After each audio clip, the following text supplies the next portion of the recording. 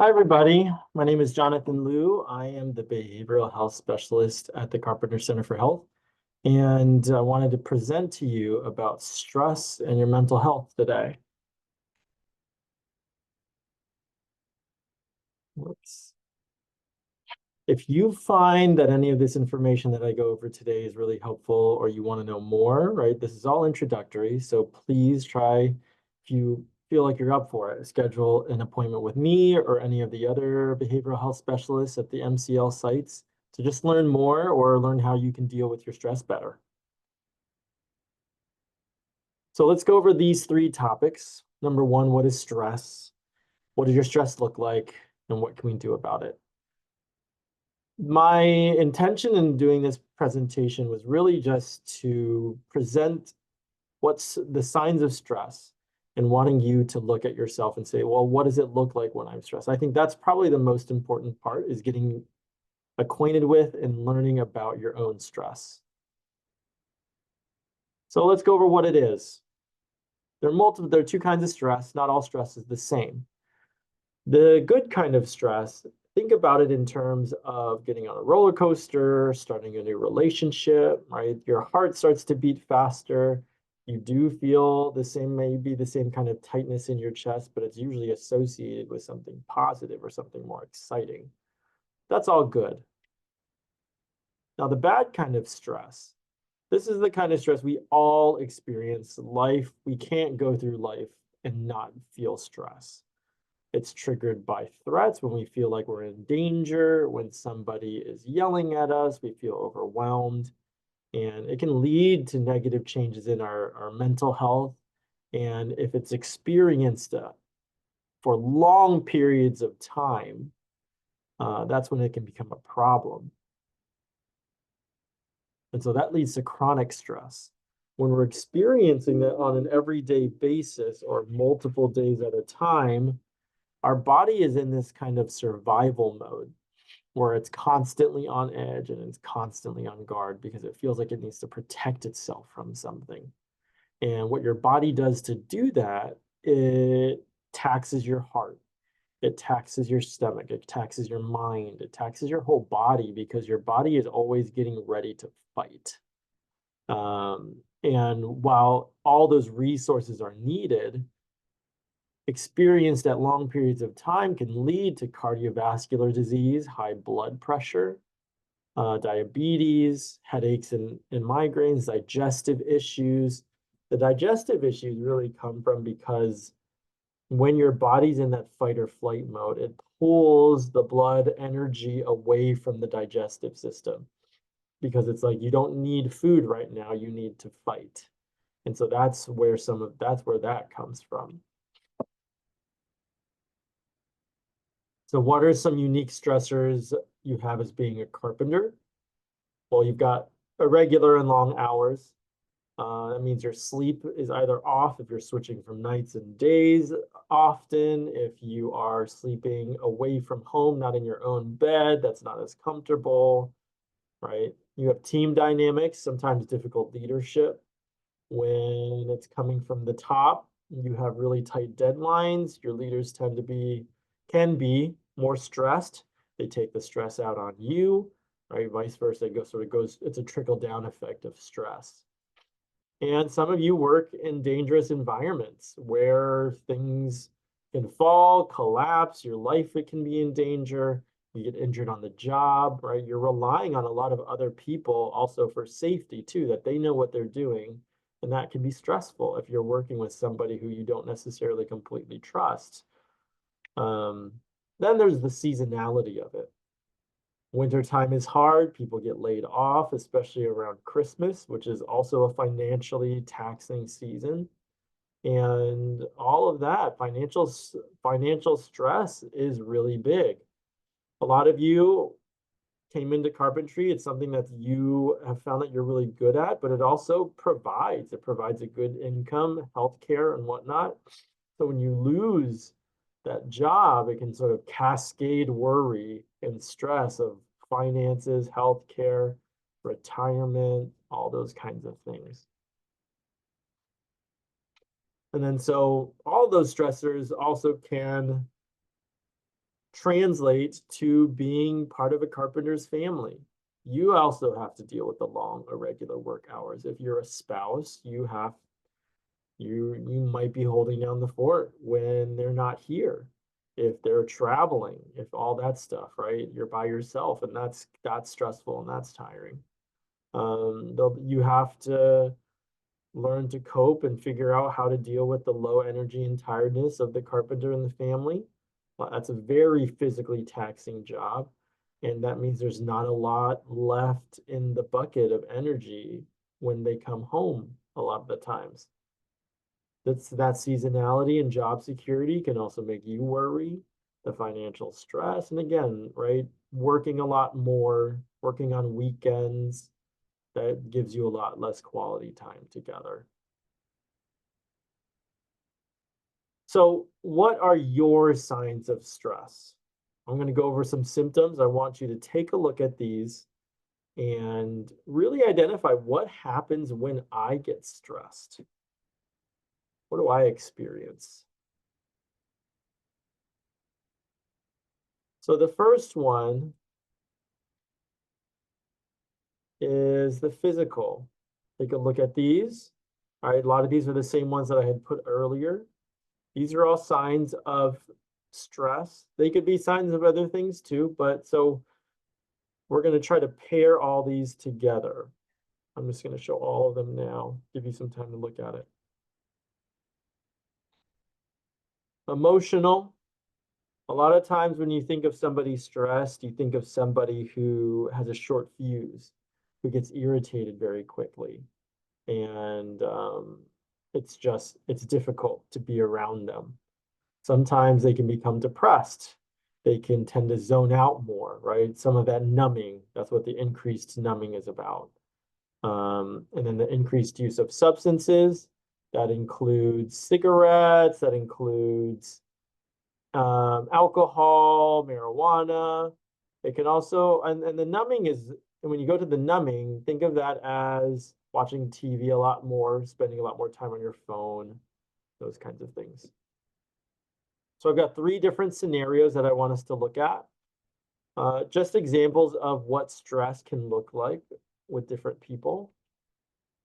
And so we've got Mike, 57-year-old carpenter, has a wife, 2 kids in high school, torn rotator cuff, has surgery, rehab, back at work, unsure of how he's going to make it to retirement because that torn rotator cuff is making it really difficult to do his work. Him and his wife are starting to argue a lot more about their spending habits, right? If he's worried about finances, worried about retirement, worried about finances, I need to be a stickler about it. My wife is spending something, I'm going to yell at her about it, even if it's needed or not. Sometimes, right, that's what stress does to us. And then yelling at his kids about small things. He's picked up smoking cigarettes again, stopping at the bar for a few beers before going home. So if we're looking at Mike's symptoms, we see that his reaction is not proportional to the issue, right? He's yelling at his kids more. He's more irritable, short of fuse, sort of all those 3 together. He started to smoke more. He started to drink more. Is alcohol bad for you? I mean, a cigarette's bad for you. Of course, both of those are. Am I telling you you can't do either of those? No, it's the idea of right the increase. You're smoking more, you're drinking more. Why are you doing the more? It's because you're stressed. And is that the best way for you to handle it? Probably not. Second scenario, I know it says 3.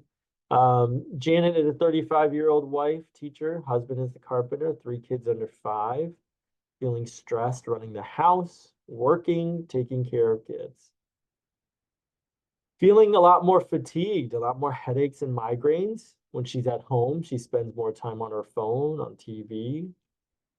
Gets into arguments with her husband when he comes home and falls asleep on the couch instead of helping her around the house. So when we look at her symptoms, we've got more headache and migraines. We've got fatigue, more irritable, also increased numbing. That numbing can also be seen as procrastination. There's all this stuff I need to do, but I don't want to do it right now. and understandable.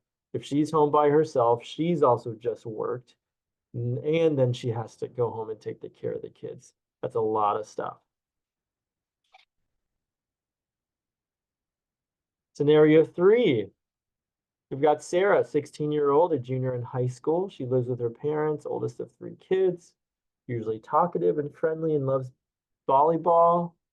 But now she's been staying in her room more, hasn't come out to eat dinner as much, spends 4 to 5 hours on her phone or electronics when she comes home from school. One thing about the phone, if you find that your kids are spending this much time, right? I think time spent on electronics is very why? Why are they spending so much time? It's because they're trying to look for something. They are one trying either looking for something or running away from some kind of feeling. I don't want to be bored. I don't want to miss out. I'm just basically it's numbing their minds because it does the same thing to us as adults. It numbs our minds. So think about that with your own kids and how they use technology. Are you using technology in the same way? She's much harder to wake up in the morning and started to skip volleyball practice after school. Right, for Sarah, there aren't any kids here. This is mainly about how do you also identify stress in your own kids and what are their behaviors and what are their signs. And so for Sarah, I've identified some depression. Could be anxiety. I mean, it's depression for her. There's some sleep problems, isolation, numbing with the phone, just significant changes in behaviors, right? Not going to volleyball, not waking up for school. A lot of teenagers don't like to wake up for school, right? This is an example of where one symptom isn't indicative of stress, but you need to take it as a whole. What other things are you seeing? Okay, now that we've gone through the scenarios, we've gone through the symptoms, let's talk about how do you manage the stress. I'm going to go over a few techniques to do so. And at some points, I'm going to ask you to do some of them with me. So for lifestyle, think about this as we're backing up, looking at the whole life. Positive experiences throughout our lives can really protect us from, from stress. And what do I mean by positive experiences? It doesn't only mean vacations, going on trips and things like that. It's how much throughout your day are you doing things that give you a sense of joy, give you a little bit of happiness. Is it talking to somebody? Is it doing something fun? Whatever that is, making sure you're doing more of it. Watching what you eat. Are you eating a lot of fast food, processed food, caffeine, Red Bulls, coffee?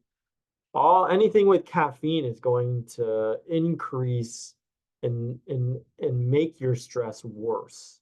Why is that? Because caffeine is an upper. It up regulates your system. It makes it go faster. Stress operates in the same kind of way.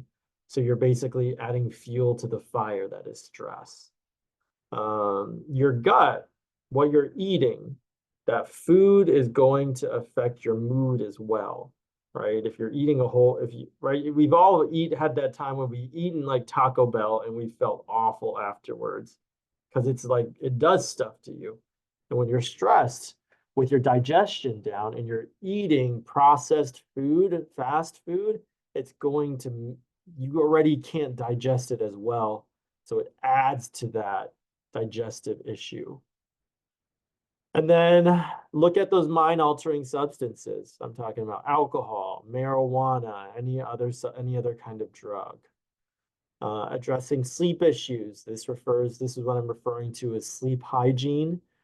What's the environment that you're sleeping in? Are there TVs around? Are you watching TV? Are you on your phone right before you go to bed? Is there a lot of noise? Is there a lot of light? Trying to make sure the environment you sleep in is really conducive to sleep. Exercise can be very helpful.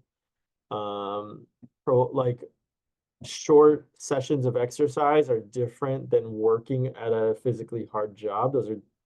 they give you different things, right? The short bursts of exercise gives you more endorphins and feel good, as opposed to being on your feet and working all day really sort of tires the body.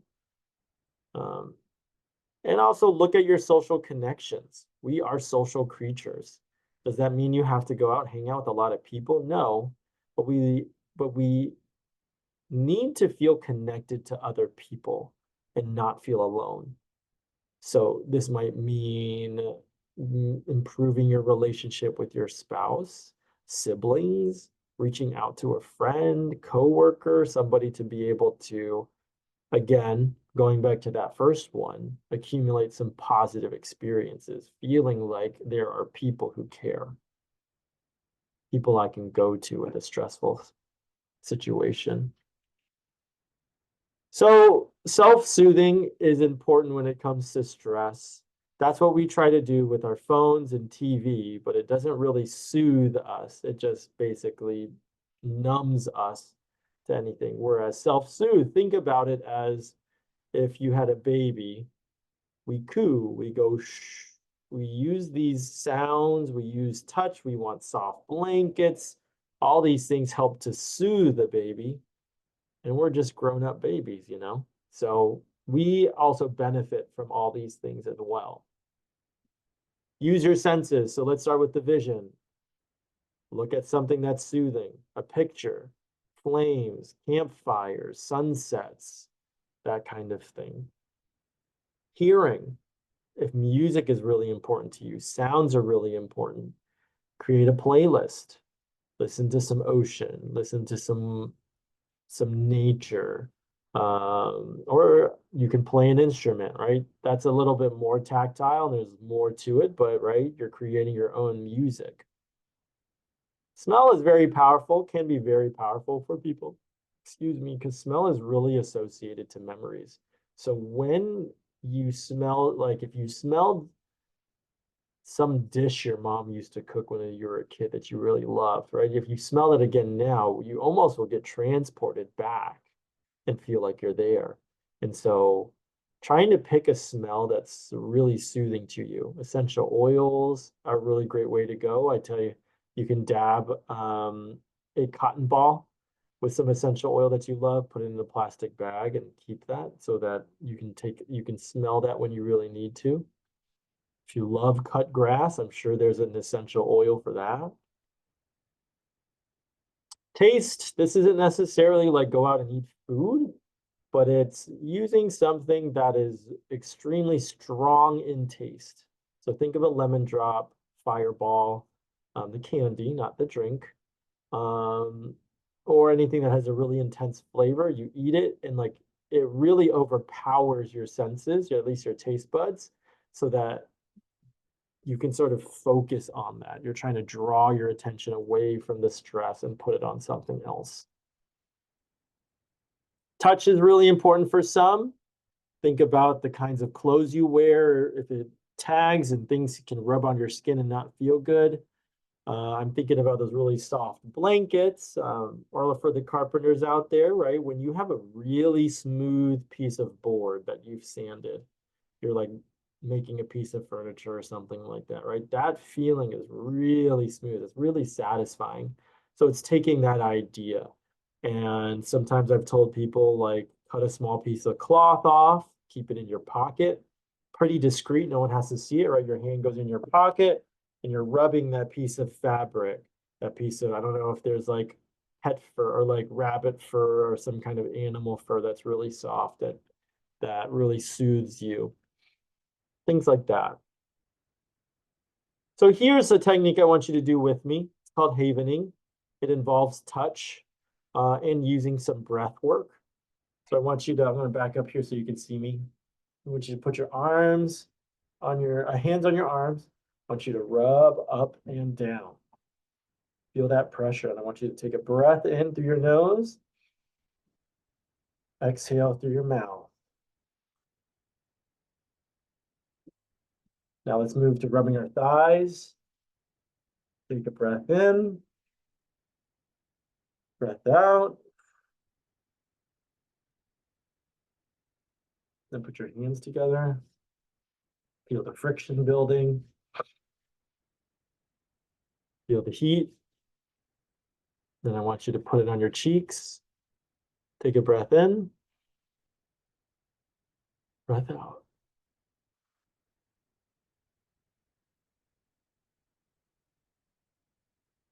It's a great way to calm your body down.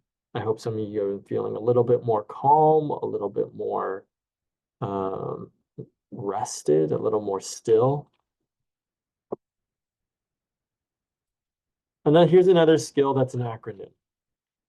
The I stands for imagery, very similar to what we just talked about with eyesight, looking at something sad, looking at something calming, something nice.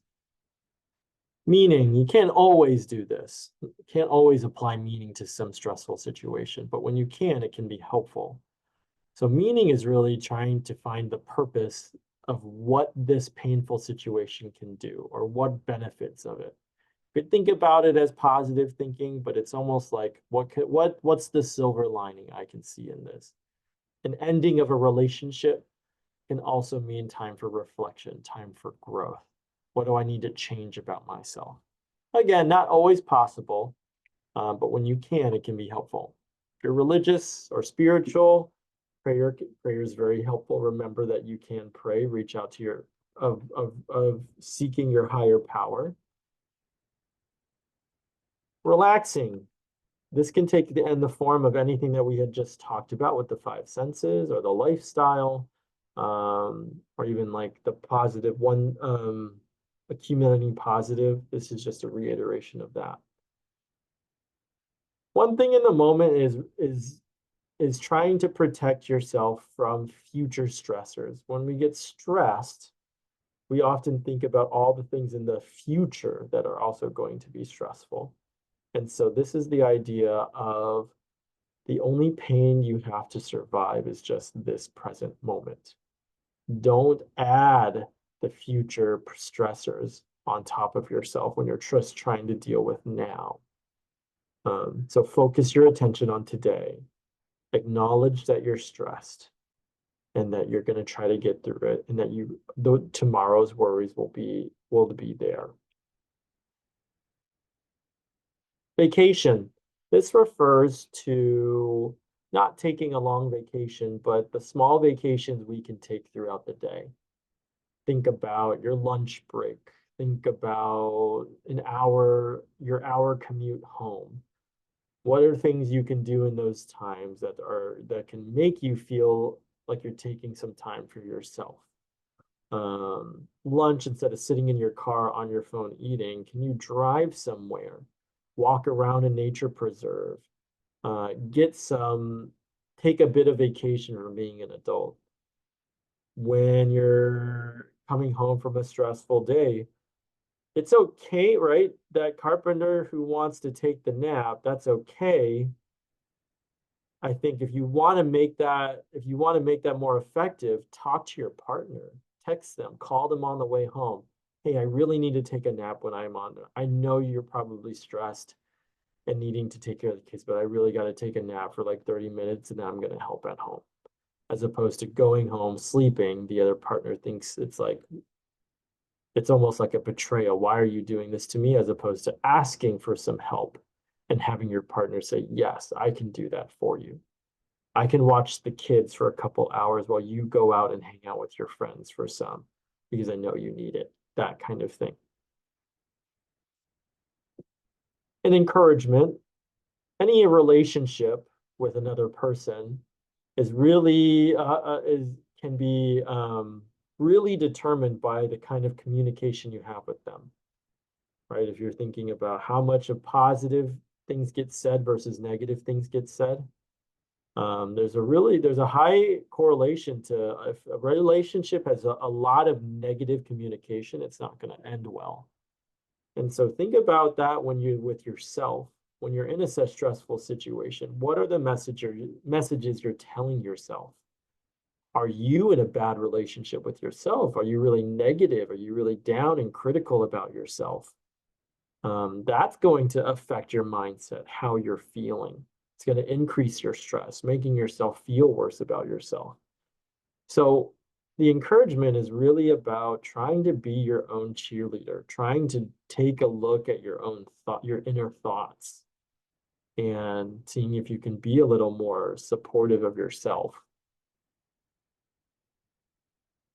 These last four, temperature, intense exercise, paced breathing, impaired muscle relaxation. I want to go over these last because I would say these are the ones to use in really intense situations where you're feeling like you have to do something, like the kettle's about to pop. Because these work to tip, right? That's what the acronym, it tips your body's chemistry out of stress and into something else, trying to get your brain to get back online to thinking instead of being so stressed out and living in the fear in that fight or flight. So let's go over this first one, temperature. I would say use an ice pack, cold water, and you put it underneath the eyes right here, right on the cheekbones. If you've ever dove into a cold pool or a cold lake or river, or not river, but like pond or something, your body gets shocked. And the most sensitive area is here, and this is called the diver's reflex, because when you dive in, what hits first? Well, besides your hands, your face here. And so this is taking advantage of that biological effect in the body that it really just changes your body chemistry very quickly. It can snap you out of things. Intense exercise, short bursts. We're talking about 5 to 10 minutes, right? 20 jumping jacks, 5 burpees, running in place. You're really trying to get that hit of dopamine that comes with this kind of thing that makes that almost like floods your brain and you feel a little bit better. We're trying to work in increments of small and not huge when it comes to dealing with the stress. Paced breathing. This is really important because it tells your body to calm down. It's like forcing your body to calm down and then transmitting that message to your brain to say, hey, I'm okay. We don't need to be in such danger. And so this is what it will look like. I want you to breathe in through your nose. Hold your breath. Then exhale as slowly as you can. Almost as if you're breathing through a straw. Let's do it again. Breathe in. Hold it. Breathe out.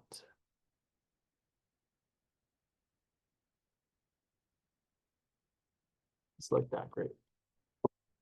Let's pair that with muscle relaxation. So this is what I'm going to do. This is what I want us to do. I want you to tense your shoulders as hard as you can, and you're going to breathe in. When you keep them tense, you're going to hold your breath, and then when you relax, you're going to breathe out. Okay. Tense your shoulders, breathe in. Hold it. Breathe out. Sort of feel the release there. Let's do one more with the hands. Clench your fists as tight as you can. Breathe in. Hold it.